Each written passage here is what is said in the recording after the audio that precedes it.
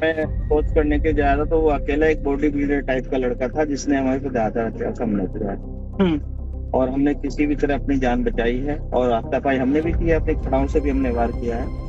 और हम बाथरूम में घुस गए, उसके बाद बंद किया, उस पर पुलिस आई जब हम बाहर निकले। साथ आशुतोष ब्रह्मचारी महाराज जी हमारे साथ मौजूद हैं। महाराज जी, किस तरीके से ये हमला हुआ और कितने लोग थे जब आप ट्रेन में सफर कर रहे थे, उन्होंने आपकी नाक पे हमला किया महाराज जी? कि जब मैं खोज करने के जा रहा था तो वो अकेला एक बॉडी बिल्डर टाइप का लड़का था जिसने हमारे पे ज़्यादा हत्या का हमला किया है। हम्म। और हमने किसी भी तरह अपनी जान बचाई है और हाथापाई हमने भी किया, अपनी खड़ाओं से भी हमने वार किया है। और हम बाथरूम में घुस गए, उसके बाद बंद किया, उस पर पुलिस आई जब हम बाहर निकले। तो महाराज जी, आप यहाँ जीआरपी थाने पहुंचे हैं, कितने नामजद के खिलाफ आपने तहरीर दी है और आगे की क्या कार्रवाई की मांग की है? हमने अभी मुक्तेश्वरानंद, मुकुंदानंद, अरविंद और प्रकाश, जिन्होंने ये योजना बनाई थी, हमारे इनाम घोषित कराया था। दिनेश शर्मा ने अपने मुंह से इनाम घोषित किया 21 लाख रुपए का, कि नाक काटने वालों को 21 लाख रुपए देंगे। उसी के तहत ये बदमाश हमारे हत्या कराने के लिए, नाक काटने के लिए भेजा गया है। तो आपने 5 नामजद के खिलाफ तहरीर दी है महाराज जी। वो हादसा भी बताइए जिस वक्त जो बॉडी बिल्डर टाइप का आदमी घुसा था ट्रेन में, तो कैसे आपने अपनी जान बचाई महाराज जी? हमें ऐसा लग रहा है कि बागपत गाजियाबाद में भी हमारा पीछा उसने किया था। हम्म। तो बोगी में उस समय अंदर तो कोई था नहीं, बीच में कहीं किसी स्टेशन से दूसरे बोगी से आया होगा। हम्म। तो जब हम सोच करने 5 बजे गए तो वो गेट के पास बैग भी था उसके हाथ में। हमने सोचा कोई सवारी है, हो सकता है चिकना मिली हो। तो उसने जैसे बाथरूम में हम घुसने लगे तो हमें अटैक कर दिया हमारे ऊपर। हमने एकदम से होपलेस हो गए, हमने भी अपना हिम्मत करके पूरा, उसने हमारी नाक काटना चाह रहा था, उसकी तरफ आधा हथियार से हमने बड़ा बचाव किया, हमारे हाथ में भी हमने छीना उसको। और हमने हाथ में ऐसे छीना तो उसने फिर ऐसे छीन लिया, तो हमारे यहाँ भी आई, यहाँ भी आई, यहाँ भी उसने मारा हमको। तो बहुत सारी चोट आई है, गला भी हमारा दबा रखा है, सूजन हो रही है। फिर क्या क्या हाथ में ले रखा था महाराज जी? एक धारदार हथियार था, कोई ऐसा टाइप था जैसे वो होता है ना, उस तरह टाइप का था, लंबा सा वो था उसके पास। और देखने से वो किस तरीके का हुलिया? बॉडी बिल्डर टाइप का लड़का था। हम्म। और ऐसा था जैसे कोई बाउंसर टाइप होता हो, ऐसा लड़का था। उसने हमें जब ऐसा पकड़ा तो हमने नीचे को होके अपनी जान बचाई थी। पहली बार तो पहला एक्शन उसने हमें किया। तो कहीं अब जो पैरवी करने का जो आप कर रहे हैं महाराज जी, कहीं उसमें अब ढिलाई तो नहीं होगी कहीं? नहीं, हम डर गए थे बीच में। हम्म। तो जब हमें लगा कि अब ये बच्चों के साथ, नाबालिग बच्चों के साथ अन्याय होगा, उन्होंने हमारे भरोसा किया है, हम्म। रोने लगे और डरे हुए हैं। तो हमने कहा कि हम माननीय उच्च न्यायालय के आदेश का पालन भी करना है। 27 फरवरी को आदेश हुआ है कि हम अपना एविडेंस दाखिल करें। तो हम लोग उसके तहत यहाँ पैरवी के लिए आए हैं और अपना एविडेंस दाखिल करेंगे और पेन ड्राइव भी दाखिल करेंगे हम लोग। पेन ड्राइव, ये वही पेन ड्राइव है महाराज जी जिसका जिक्र आप शुरू से कर रहे हैं कि उसमें तमाम वो साक्ष्य हैं जो स्वामी अभिमुक्तेश्वरानंद के खिलाफ है? जी जी जी, मैं खुल के से नहीं बोल रहा, उल्टा सीधी बात बोलता है। वो एविडेंस है, सारी चीजें हम दाखिल करेंगे। बस वही चाहता है कि एविडेंस ना दाखिल कर पाऊँ, मेरे पे हमला करा रहा है, मैं मर जाऊं। पर मैंने अब कह दिया है, पुलिस से निवेदन है मेरा, सरकार से निवेदन, मेरा एविडेंस उच्च न्यायालय तक पहुंचवा दो। ठीक है, मुझे मर जाओ, मुझे तो एविडेंस चले जाए न्यायालय तक। फिर जिला न्यायालय में एविडेंस क्या, एफआईआर हुई, न्यायालय तो देखने का। उच्च न्यायालय को भी बताओ ना, जी इसने कितना बड़ा अपराध किया। छोटे छोटे बटुक डरे हुए हैं। उनके जिले में जा रहा है, यात्रा निकाल रहा है कि वो डर जाए, दिखा रहा है कि वहां की पब्लिक मेरे साथ है। अब बताइए आप, एक अपराधी को वादी के जो पीड़ित है उनके घर में इस तरह बैंड के साथ जाएगा वो? ये तो पूरा पूरा भ्रष्टाचार, या पूरा पूरा अन्याय हो रहा है, बच्चों के साथ हमला हो रहा है हमारे ऊपर। अब आगे की क्या स्टेप होगा महाराज जी आपका? न्याय के लिए आया हूँ, बस यही चाहता हूँ मेरा एविडेंस माननीय उच्च न्यायालय तक सुरक्षित चला जाए।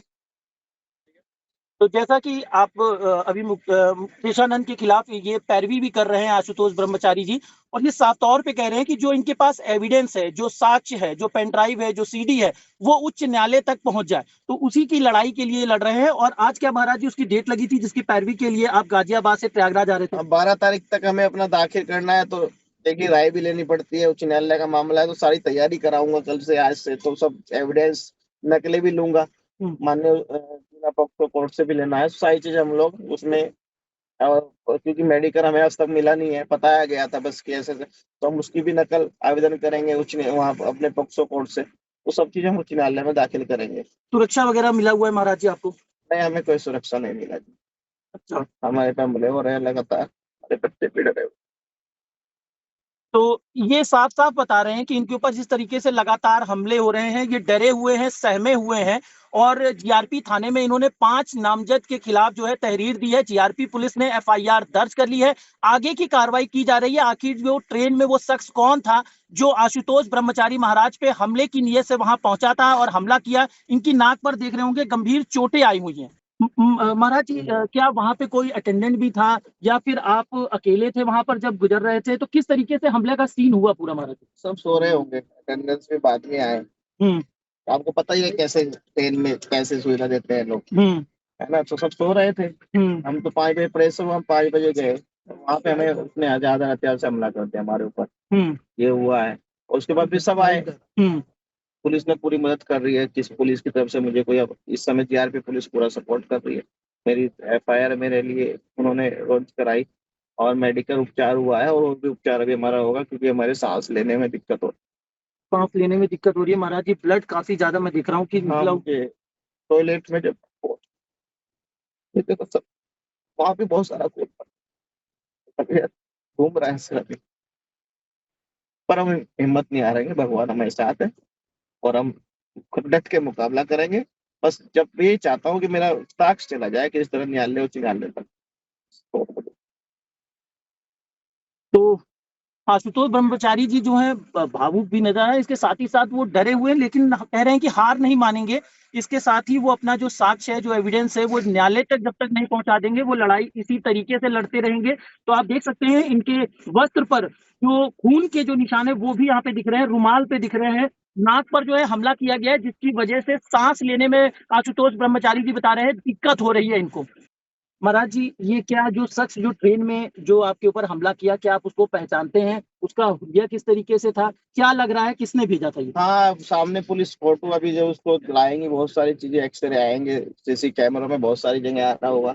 गाजियाबाद भी आ रहा होगा, फिर स्टेशन पे भागा होगा, वहां भी आया होगा। ट्रेन में भी कैमरे लगे थे, तो सब जगह फुटेज है, पुलिस लेगी, उसमें पहचान में आए। पुलिस जरूर ढूंढेगी उसको। आप नहीं पहचान रहे महाराज जी नहीं, को? मैं ये नहीं पता कौन है, पर मुझे मैं पहचान लूंगा उसका फोटो देखते साथ, बता दूंगी कि कौन है। और दूसरा ये है कि महाराज जी आपने जीआरपी थाने में एफआईआर दर्ज कराई है। वो 5 नामजद वो शख्स कौन है जिनके विरुद्ध जो है आपने यहाँ पर कार्रवाई की मांग की है? जिनके खिलाफ मैंने पॉक्सो का मुकदमा करा था, अभी मुक्तेश्वरानंद, मुकुंदानंद, और 2 लोगों के प्रकाश में नाम आए थे, अरविंद और प्रकाश उपाध्याय। और एक दिनेश शर्मा है फरियारी, जो गृहस्थ जीवन में है, मथुरा में रहता है। हम्म और जन्मभूमि का पक्षकार भी नहीं, एक छोटी सी मस्जिद है अलग, उसका पक्षकार है, बताता है जन्मभूमि का मैं मुख्य पक्ष। इसके खिलाफ माननीय उच्च न्यायालय ने अभी 30 जनवरी को एक आदेश पारित किया था कि इस तरह का आदेश, इस तरह मुख्य याचिका नहीं लिखेंगे आप। और मीडिया को भी हिदायत दी थी कि इस तरह की कोई खबर नहीं चाहिए। उसने उस चिड़ की वजह से अभी मुक्तेश्वर से मिलकर हमारे ऊपर 21 लाख का इनाम घोषित। महात्मा बन रहा है अपने आप को, गृह जीवन होने के बाद, बच्चे हैं, व्यापार करता है प्रॉपर्टी का, तो कैसा महात्मा हो गया भाई? हम्म या तो घर छोड़ हमारी तरह, महात्मा बनना है तो, बाबा बनना है तो नंगे पैर। समाजवादी पार्टी का नगर अध्यक्ष रहा है पूर्व में, तो ये सब षड्यंत्र है। और ये समाजवादी पार्टी के लोगों की भी चाल है, और पूरा मुझे हमला कराने में अभी मुक्तेश्वर चाहता है मैं मर जाऊं। वो पद यात्रा भी निकाल रहे हैं। पदयात्रा, आप बताइए, आप एक अभियुक्त अपना बच रहा है, यहाँ से भागना चाह रहा है, क्योंकि माननीय उच्च न्यायालय ने ये कहा है कि गिरफ्तारी पर रोकी तो है ना, जांच में तो नहीं रोका ना। अब उस जिले में जा रहा है जिस जिले में हमारे भटुक के आसपास जिले रहते हैं, उसी जिलों में प्रभावित कर रहा है, वहाँ लोगों को दिखा रहा है मेरे साथ हजार कई हजार लोग हैं, तो डरा रहा है। हमारे भटुक डरे हुए हैं कि अब वहाँ के लोग भी उनको दबाव दे रहे हैं कि आप लोग इस तरह करो।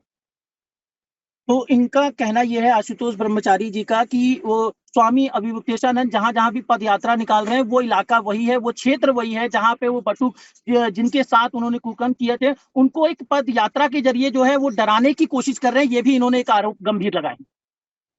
आशुतोष महाराज जी, जैसा कि अभी मुक्तेशानंद जी कह रहे हैं कि ये जो पद यात्रा जो वो निकाल रहे हैं उसका ध्यान भटकाने के लिए इस तरीके की चीजें की गई हैं। जिन गौ माता की बात लेके चल रहा है, जबकि उत्तर प्रदेश में गोवध अधिनियम पे पूर्ण प्रतिबंध है, मैं कह रहा हूँ उस माता की कसम खा ले, गौ माता की कसम, अपनी पत्नी की कसम खा ले, गोपनीय जो साथ घूम रही है सखी, कि मैंने ये हमला नहीं कराया, तो मैं मुकदमा वापस ले लूंगा। कसम खा, सिविल लिविंग पे रख के कसम खा कि मैंने नहीं हमला कराया, मैं मान लूंगा कि हमला नहीं कराया।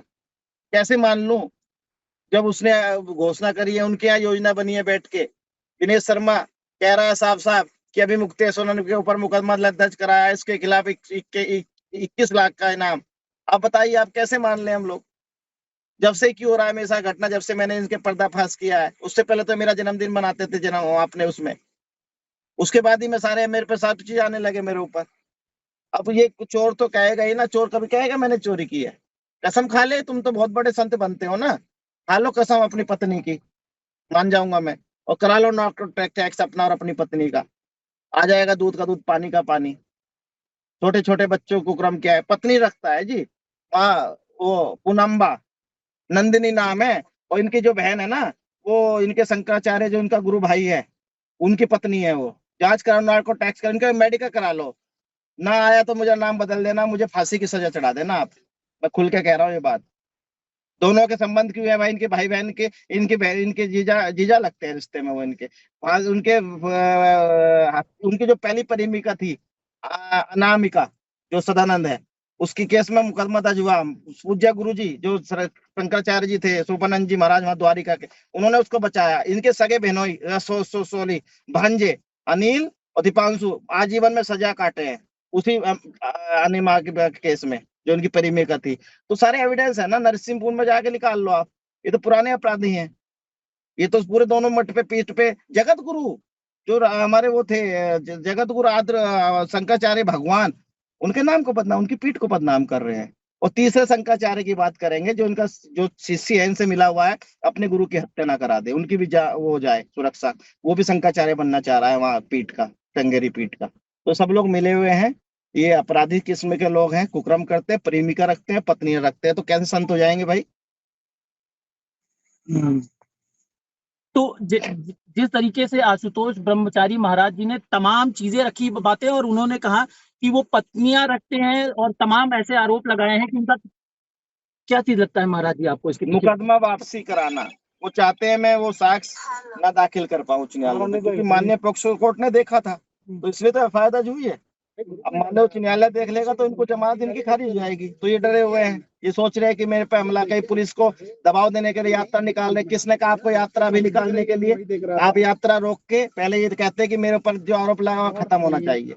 दबाव बना रहे हैं पुलिस पर कि पुलिस एफआईआर लगा दे, मेरे पे दबाव बना रहे हैं हमला कराकर। तो अब नहीं हम हटेंगे, हम मर जाएंगे, पर साक्ष्य न्यायालय तक लेके जाएंगे। ये सुबह 5 बजे की आशुतोष ब्रह्मचारी महाराज जी बता रहे हैं। उस वक्त लोग सो रहे थे और उसी वक्त ये पूरी घटना हुई। कोई एक शख्स पहुंचा जिसके हाथ में बता रहे हैं कि बैग लिया हुआ था, वो बॉडी बिल्डर तरीके का दिख रहा था और उसने एक धारदार कोई हथियार ले रखा था, जिससे इनकी सबसे पहले नाक पर हमला किया। देख सकते हैं कि नाक पर अभी जो है पट्टी बंधी हुई है। मेडिकल महाराज जी का कराया गया है। उसके बाद इन्होंने यहाँ पर 5 नामजद के खिलाफ जीआरपी थाने में तहरीर दी है, मुकदमा पंजीकृत कर दिया गया है। अब इसमें पूरी जांच जो है वो जीआरपी पुलिस जो है वो आरपीएफ के साथ मिलकर कर रही है कि आखिर ट्रेन में कौन और किस पर जो है एंटर किया था और उसके बाद इन पर हमला आशुतोष ब्रह्मचारी जी पे किया गया है।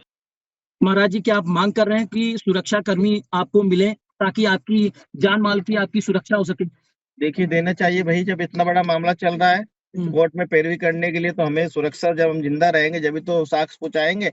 ऐसे दुष्ट आत्मा के खिलाफ माननीय न्यायालय तक बताएंगे कि ऐसे कुकर्मी को ऐसी सजा दो। माननीय न्यायालय इतने छोटे छोटे बटुक के साथ गंदा काम कर रहे हैं, बताओ कितनी शर्म की बात है।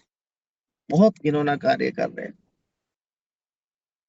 हालांकि इनका कहना ये है आशुतोष ब्रह्मचारी जी का कि इन्हें सुरक्षा मिले ताकि जो साक्ष्य है वो भी पहुंचा सके और ताकि जो परिणाम तक जो ये इन्होंने जो संकल्प लिया है वो भी पहुंचा सके। तो ये ब्लड के निशान यहाँ पर पड़े हुए हैं। मेडिकल अभी जीआरपी पुलिस ने इनका कराया है और जीआरपी पुलिस अब उस एंगल से भी जांच शुरू करेगी जहां से आशुतोष ब्रह्मचारी महाराज जी ट्रेन में बैठे हैं। आखिर इनका कोई पहले से पीछा कर रहा था? कौन वो शख्स है जो ट्रेन में नजर बराबर बनाया हुआ था? महाराज जी, क्या गाजियाबाद में भी वो नजर आया था व्यक्ति कि अचानक से वो? मुझे गाजियाबाद में भी नजर लग रहा है कि वो गाजियाबाद में सही पीछा कर रहा था। मुझे लगा है, झरकी लगी है कि वो था उस समय वहां पे, दूसरी बोगी में चढ़ा होगा।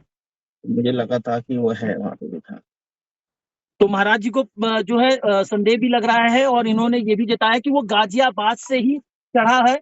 महाराज जी, कैसे उन लोगों को ये पता चला होगा कि आप इस ट्रेन में सफर कर रहे हैं? कहीं ना कहीं पीछा किया होगा हमारा, कहीं से पीछे से ही हमारे जहाँ से चले हैं। और 21 लाख का लालच भी हो सकता है।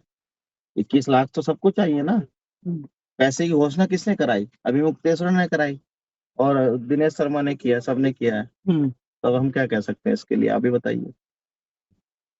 तो महाराज जी को ये पूर्णतः रूप से ये शक भी है कि जिस तरीके से 21 लाख रुपए का इनाम रखा गया था, इनकी जो नाक काट के लेकर आएगा, तो इनका कहना ये है कि हो सकता है उस लालच में हो, योजना पहले से बना रखी हो, लगातार जो इनके मूवमेंट है उनको वो लोग वॉच कर रहे हो और उसके बाद इस तरीके की घटना को कारित की हो, जैसा कि आशुतोष ब्रह्मचारी महाराज जी का आरोप है।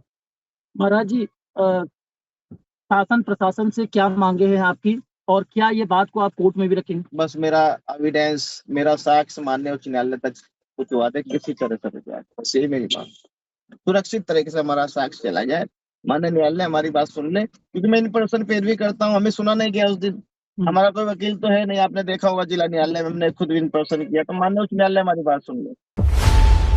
खबरों की रणभूमि में यहाँ शोर नहीं, सोच लड़ती है, जहां शब्द नहीं फैक्ट्स वार करते हैं और हर सवाल खोलता है सच की नई परत।